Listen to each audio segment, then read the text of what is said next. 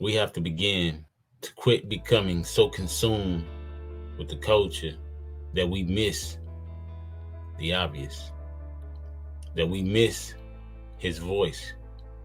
And being consumed by the wrong thing will, in essence, engulf you to be overcome and overtaken by the wrong thing. As lawlessness ramps up, wickedness increases. My prayer life should increase. My consecration should increase. My devotion should increase. My being around like-minded believers should increase. I should seek God for his presence. I should seek God for wisdom. I should seek God for understanding. I should seek God to be more like his son.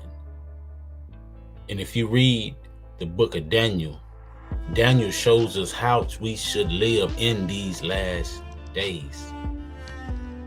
America has turned into modern day Babylon.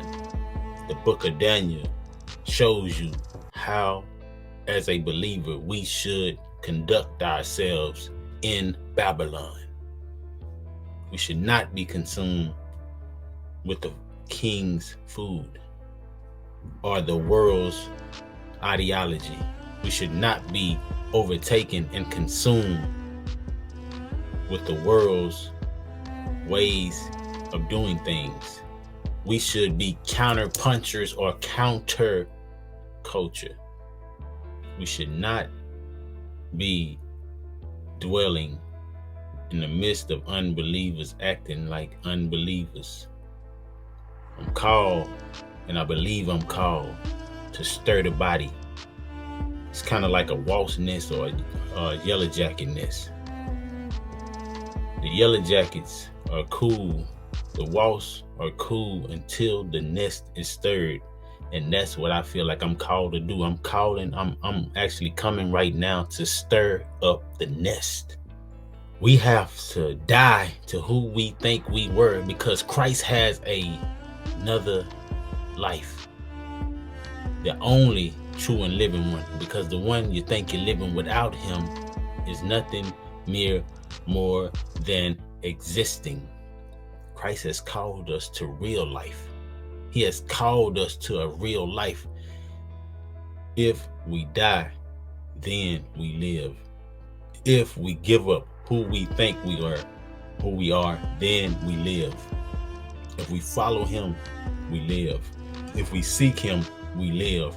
If we constantly consume his word, then we live. The Bible said a man shall not live on bread alone, but every word that proceeds mean projects, that's constantly coming. We can't live off yesterday's manna. We have to keep pursuing God, so that the word that he's perceiving or that's proceeding out of his mouth, it leads our lives.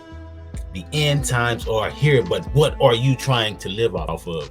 Are you trying to live off bread that spoils, that molds, that rottens? Or are you living off the bread that endures forever? The eternal bread. Christ, he said, eat my flesh and drink my blood, and you will have real life in you. In the end times, what are you consuming? Your appetite tells a person a lot about your daily diet. It tells a lot about what's going on in your body. When you go to the doctor, they ask you, or they give you a dietary plan. And they can tell by taking your blood if you've been utilizing that plan. And as believers, we have the blood of Christ. Jesus said you would know them by their fruit. So when he comes to check your spiritual bloodline, will the fruit be ripe, or will it be rotten? It's the end times. Y'all know what this is. It's the Will House. Peace.